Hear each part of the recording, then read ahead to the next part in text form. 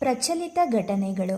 ವಿಶ್ವದ ಮೊದಲ 3 ಮಹಿಳಾ ವೈದ್ಯರು ಭಾರತದ ಡಾಕ್ಟರ್ ಆನಂದಭಾಯಿ ಜೋಶಿ, ಜಪಾನ್ನ ಡಾಕ್ಟರ್ ಕಿ ಒಕಾಮಿ, ಸಿರಿಯಾ ದೇಶದ ಡಾಕ್ಟರ್ ತಬತ್ ಎಂ ಇಸ್ಲಾಮೂಲಿ.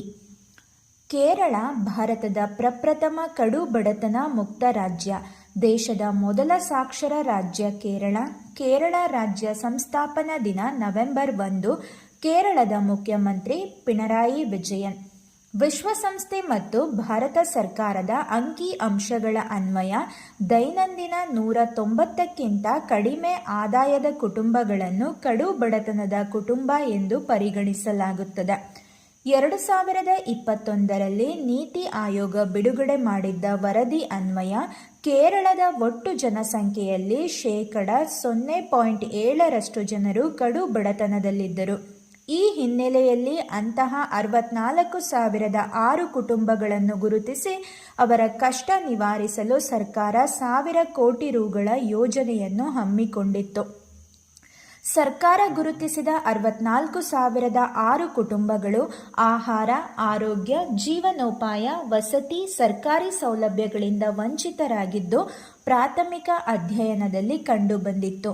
ಇದಕ್ಕಾಗಿ 20,648 ಕಡು ಬಡ ಕುಟುಂಬಗಳಿಗೆ ನಿತ್ಯ ಆಹಾರ, 85,721 ಜನರಿಗೆ ವೈದ್ಯಕೀಯ ಸೌಲಭ್ಯ, 5,400ಕ್ಕೂ ಹೆಚ್ಚು ಮನೆಗಳ ನಿರ್ಮಾಣ, 5,522 ಮನೆಗಳ ದುರಸ್ತಿ, 2,713 ನಿರಾಶ್ರಿತ ಕುಟುಂಬಗಳಿಗೆ ಮನೆ ಕಟ್ಟಲು ಜಾಗ, 21,263 ಜನರಿಗೆ ಮೊದಲ ಬಾರಿ ಪಡಿತರ ಕಾರ್ಡ್, ಆಧಾರ್ ಕಾರ್ಡ್ ಹಾಗೂ ಪಿಂಚಣಿ ಮಾಡಿಸಿಕೊಡಲಾಯಿತು. ಈ ಮೂಲಕ ಈ ಎಲ್ಲ ಕುಟುಂಬಗಳನ್ನು ಕಡು ಬಡತನದಿಂದ ಹೊರತರಲಾಯಿತು.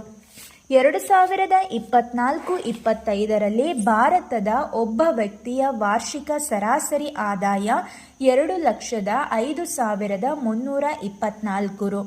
ಕೇರಳೀಯರ ವಾರ್ಷಿಕ ಸರಾಸರಿ ಆದಾಯ 3,72,783 ರುಗಳು, ಅಂದರೆ ರಾಷ್ಟ್ರೀಯ ಸರಾಸರಿಗಿಂತ ಬಹಳ ಹೆಚ್ಚು.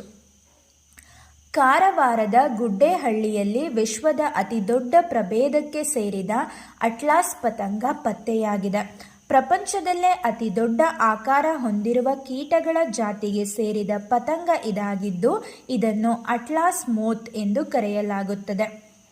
ಅಟ್ಲಾಕಸ್ ಅಟ್ಲಾಸ್ ಎನ್ನುವ ವೈಜ್ಞಾನಿಕ ಹೆಸರು ಹೊಂದಿರುವ ಈ ಪತಂಗ ರೆಕ್ಕೆಗಳನ್ನು ಬಿಡಿಸಿದಾಗ ಸುಮಾರು 24 ಸೆಂಟಿಮೀಟರ್ಗಳಷ್ಟು ವಿಸ್ತೀರ್ಣ ಹೊಂದಿರುತ್ತದೆ. ಕೆಲವು ನಿರ್ದಿಷ್ಟ